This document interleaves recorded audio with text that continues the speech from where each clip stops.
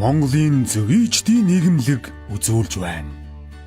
Монгол улс уул уурхаагаас хамааралтай орны тоонд зөв ёсоор ордог. Энэ нь нэг талаас эдийн засгийн өсөлтийг дэмжих чухал ач холбогдолтой боловч нөгөө талаас эдийн засгийн эмзэг байдлыг бий болгох эрсдлийг дагуулж байдаг. Уул уурхайн салбраас өөр баялаггүй юм шиг хэд нэг талаа баримтлах нь эдийн засагт сөрөг нөлөөтэй. Та мэдхүү? Монгол улсын иргэн бид уул уурхаагаас өөр шахуу гэдэггүй. Байгалийн асар их баялагтай гэдгийг дэлхийн зах зээлд өрсөлдөх боломжтой бизнесийн салбар бол зөвгийн аж ахуй юм. Монгол орны газар нутаг дээр 2 сая бүл зөвгийг үржүүлэх балт ургамлын нөөц байгааг 1980 онд тогтоосон байдаг.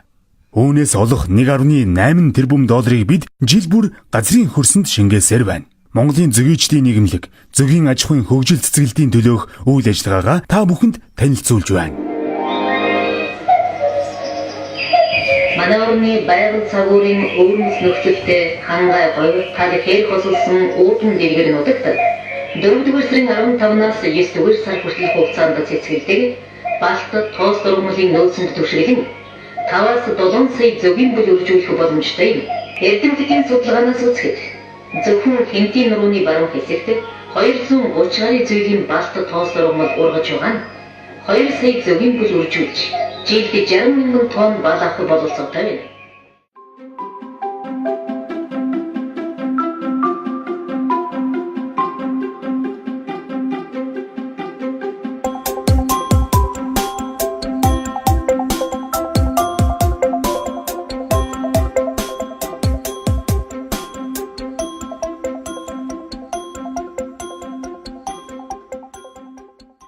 Монголын орчин үеийн зөвгийн аж ахуй 1959 онд Шаамрын жимс эрдэмтдийн станцад анх байгуулагдсан.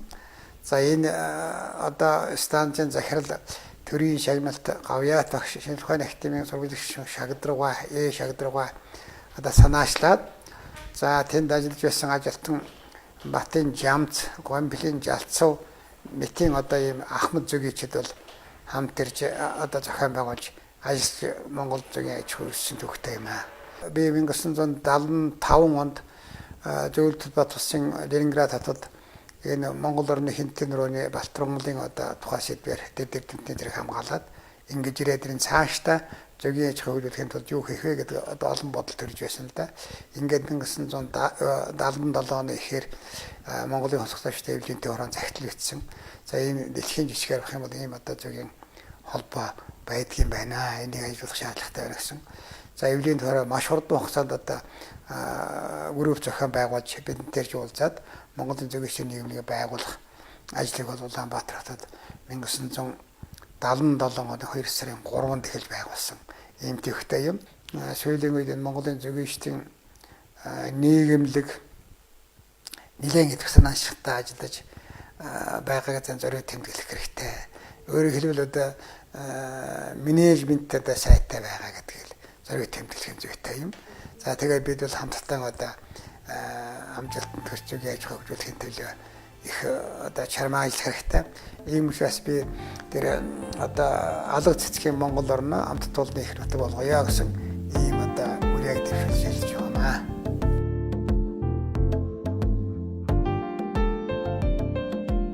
Монголын зөвийчдийн нийгэмлэг нь үйлдвэр хөдөө аж ахуйн яам, нэгдсэн үндэсний байгууллагын хүнс хөдөө аж ахуйн байгууллага, мал аж ахуйн эрдэм шинжилгээний хүрээлэн, дэлхийн зөн олон улсын байгууллага, Японы хөдөө аж ахуйн ба ойн аж ахуйн олон улсын хамтын ажиллагааны нийгэмлэг гэх мэт байгууллагуудтай хамтын ажиллагаатай ажиллаж ирсэн бөгөөд дэлхийн зөвгийн холбоо болох AP Mondia Азийн зөвгийн аж ахуйн холбоонд гишүүнээр ирсэн.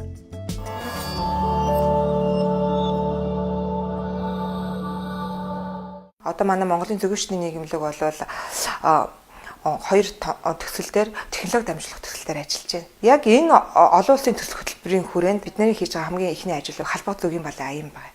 Энэ аян нь бол хэрэглэгчтэй боловсрол олгох аян. Бид нар хэрэглэгчтэй зөвгийн балан яаж зөв зохистой хэрэглэх вэ?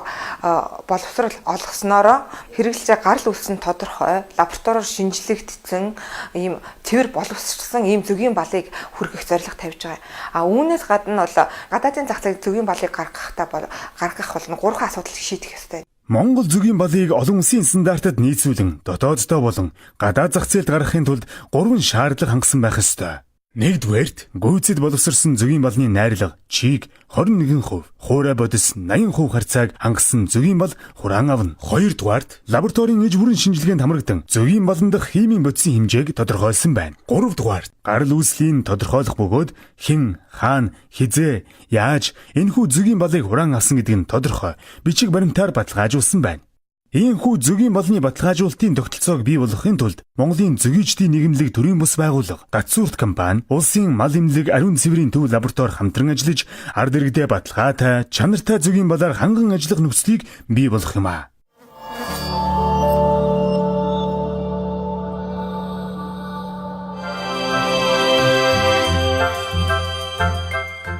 Та мэдхүү. Халмаг зөгийн балыг цуглуулахын тулд 10 зөгийн хэдэн зуун сая цэцгэн дээр сууж Улаанбаатараас Лондон хүрэх хэмжээний замыг туулаж амьдралынхаа бүхэл цаг хугацааг зарцуулдаг. Зөгийн балыг тогтмол хэрэгэлцгээе.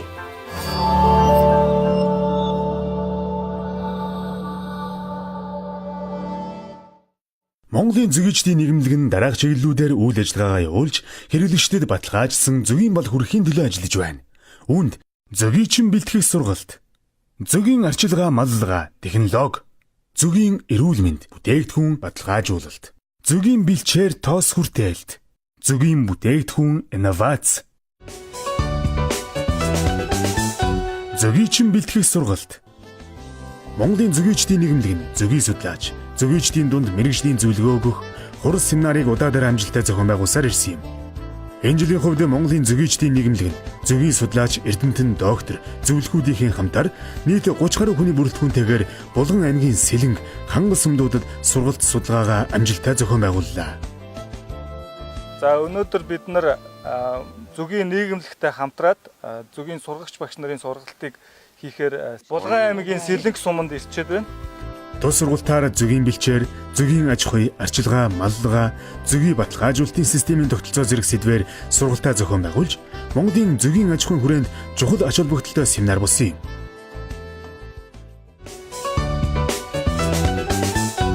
Зөгийн арчилгаа, маллага, технологи,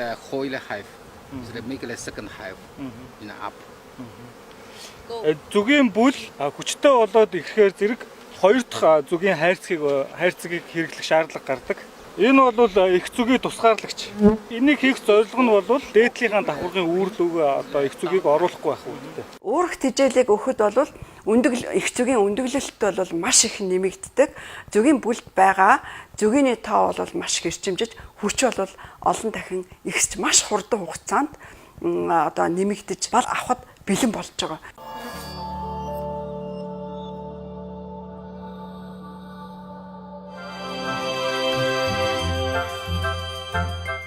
Та мэдхүү, хүний тархины үйл ажиллагаа глюкозоор тэжээлж байдаг.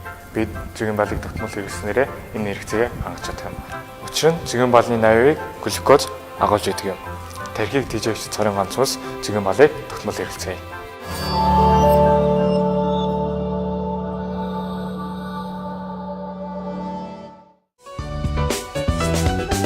Зөгийн эрүүл мэнд, бүтээгдэхүүн баталгаажуулалт. Зөгийн бал болон зөгийн бүтээгдэхүүний хяналт үнэлгээ, чанарын шаардлагыг хангах үүднээс зөгийн лабораторийг мал эмнэлгийн төв лабораторитой байгуулан хамтран ажиллаж байна. Зөгийн өвчин бүтээгдэхүүний шинжилгээний лаборатори маань зөгийн чацаг алдах, мөн хачигдах зэрэг өвчнүүдийг оншилсон.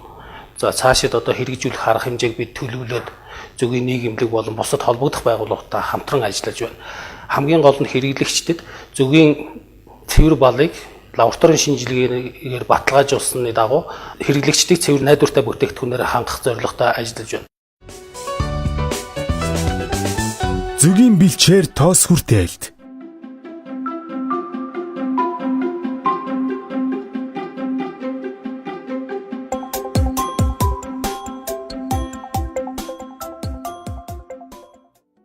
За Монгол орны цэцэг тургамал одоогийн байдлаар 3127 зүйл тогтоосон байна. За тэгээд бас тургамлын нөөц бол баггүй. 570 зүйл гэж ингэж Эрдэмтэн профессор очроо тогтоосон байгаа. Санааны овгийн ургамлууд дотор нэлийн онцлог нь бол ийм үзэсгэлэнтэй том цэцэгтэй, чимэглэлийн хувьд их гоёос гадна зөгийн аж ахуй, ийм зүй бусад ач холбогдол өндөр ач холбогдолтой. Бусцуу тофлонцор Энэ нэгдүгээрт боловч нь ойрхон байдаг зүгээ авахд хялбар, хоёрдугаарт олон цэцэгтэй, удаан цэцгэлдэг, нөөц тархад сайтай учраас энэ бол чухал ашиг бүтэлтэй ургамал. Эмийн бамбай байна. Эмийн бамбайг одоо эмийн чухал ургамал гэдгийг одоо хүмүүсээ сайн мэднэ. Түүнээс гадна энд бол балт шавжид одоо ямар нэг хэмжээгээр одоо балт тоос өгдөг бас л чухал тооцогт ургамлын нэг гэж үздэг юм аа. Жамин мэдэг бол зүгэн аж ахуйн төдийгүй бас одоо эмчилгээ чимэглэлийн онцгой аш холбогдолтой юм ургамлын нэг л дээ. Тэгээ яргуужин бол хэд хэдэн зүйл байна. За энэ дотроос бол яг нэлээд одоо түгээмэ тархтан сэсгэр яргуужин гэж байгаа.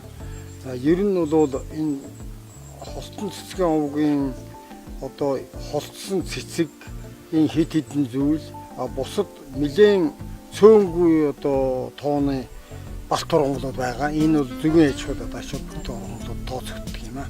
Монгол орны балт ургамал нь далайн түвшнөөс дээш 1100-аас 1300 м өндөрт ургадаг онгон байгалийн зэрлэг цэцэгс байдаг бөгөөд энэ нь ихээхэн ховортсон, нэн ховортсон эмийн ургамлууд байдаг.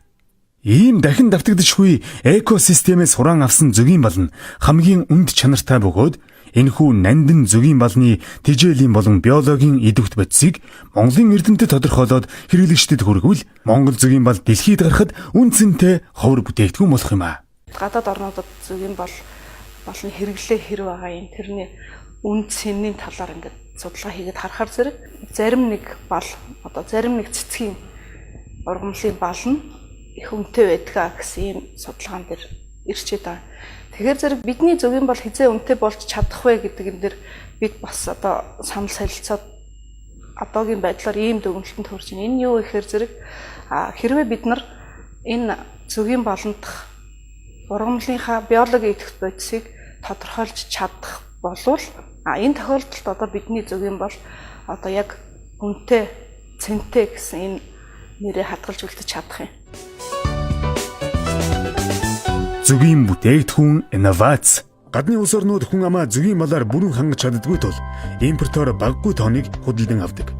Тухайлбал Америкийн нэгдсэн улс, Герман болон Япон улс хамгийн томоохон импортлогчид бөгөөд тэд жилд 250 мянган тооныг гаднаас нийлүүлдэг юм байна.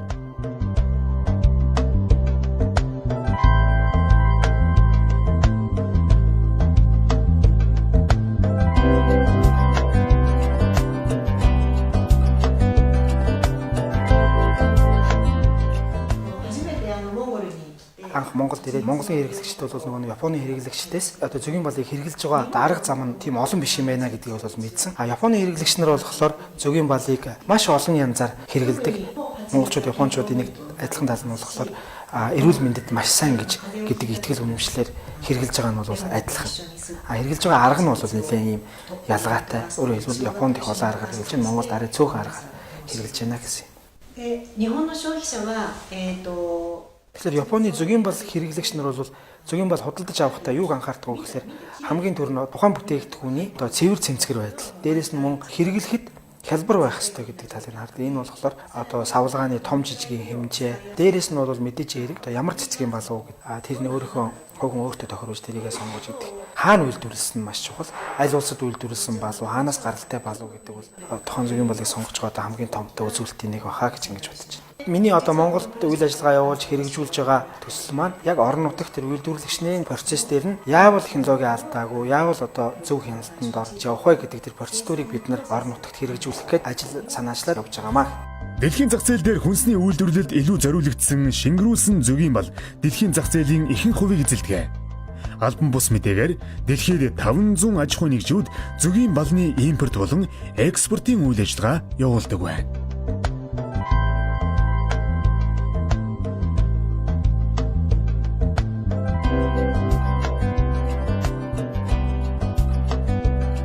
Энэ зөгийн аж ахуй гэдэг салбарыг одоо дэлхийн хэмжээнд гаргахад юу дутагтаад байна вэ гэхлээр зэрэг бид энэ өрхийн аж ахуйгаас ерөөсөл бизнесийн чиглэлээр ийм том аж ахуйн нэгжүүд болж өсөж хөгжих хэрэгтэй байгаа.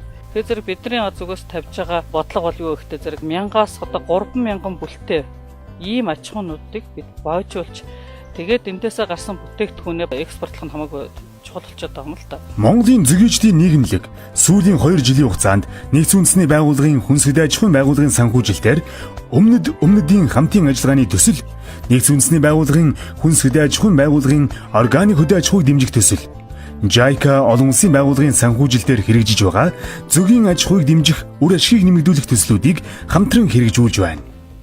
Нэгдсэн улсын хүнс хөдөө аж ахуйн байгууллагатай хамтарч ажиллаж байгаа гол чиглэл бол мэрэгжлийн чиглэлийн талаар явган сургалт явагдуулж зөгийчд бол босод хүрээнд дотор ажиллаж байгаа хүмүүсийн чэйн мэрэгжлийн хэмжээг дэвшлүүлж бодтой адлагааны арга маягийг зохистой болгож хамгийн сүүлийн үр дүн бол эл жилийн малын бүтээгдэхүүн бол босод зөгийн бал зэргийн урагчин нэмэгдэхлийн төлөө юм аа.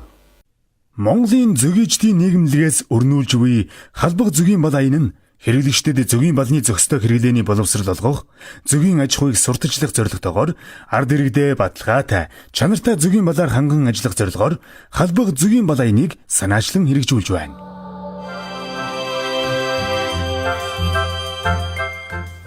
Та мэдхүү? Өглөө бүр тогтмол зөгийн балтай усуух нь бодисын солилцоог гэрчимжүүлдэг. Цэвэр байгалийн гаралтай зөгийн бал хүний бид амархан задарч, шингэж, шим тэжээлээр хангаж өгдөг. Зөгийн балаа тогтмол хэрэгэлцгээе.